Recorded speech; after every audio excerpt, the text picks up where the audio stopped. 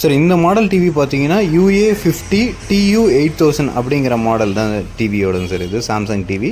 இதில் வந்து பார்த்தோம்னா இதோட நம்ம குறைஞ்சது 450 டிஸ்பிளேக்கு மேலே சேஞ்ச் பண்ணியிருப்போம் சார். ஆனால் இதில் என்ன ப்ராப்ளம்னு கேட்டிங்கன்னா, கம்பெனியில் வாரண்டியில் இருக்கும்போதுமே கஸ்டமருக்கு 2 டிஸ்பிளே சேஞ்ச் பண்ணி கொடுத்துருக்காங்க. 8th மந்தில் ஒன்று, 11th மந்தில் ஒரு டைம் டிஸ்பிளே சேஞ்ச் பண்ணி கொடுத்துருக்காங்க.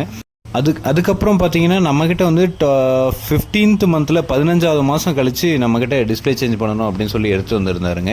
நம்ம என்ன பண்ணோம்னா, கம்பெனியில் அதில் என்ன டிஸ்பிளே இருக்கோ அதே சேம் டிஸ்பிளேவே நம்மளும் பர்ச்சேஸ் பண்ணி யூஸ் பண்ணி அதில் உங்களுக்கு போட்டு கொடுத்தோங்க. போட்டு கொடுத்து நம்ம போட்டுமே 1 year தான் வந்ததுங்க அந்த டிஸ்பிளே.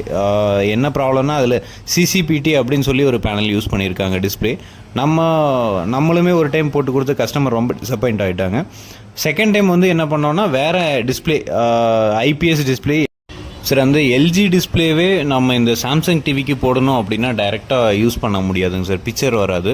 அதில் ஆக்சுவலாக சாம்சங்கோட டைப்பே வேறு, LGயோட டைப்பே வேறுங்க சார். நம்ம என்ன பண்ணோம்னா, அந்த ப்ராசஸர் இருக்குது இல்லைங்களா, ப்ராசஸரை ட்ரில் பண்ணி அதிலிருந்து ஒரு ஜம்பர் எடுத்து மாடிஃபிகேஷன்லாம் பண்ணி ஓகே பண்ணோம்னா மட்டும்தான் பிக்சரு விசிபிள் ஆகுங்க சார். அந்த வேலை எல்லாமே நம்ம ரெடி பண்ணி கொடுத்துட்ருக்கோம் சார். 50 inches டிஸ்பிளே நம்ம வந்து 17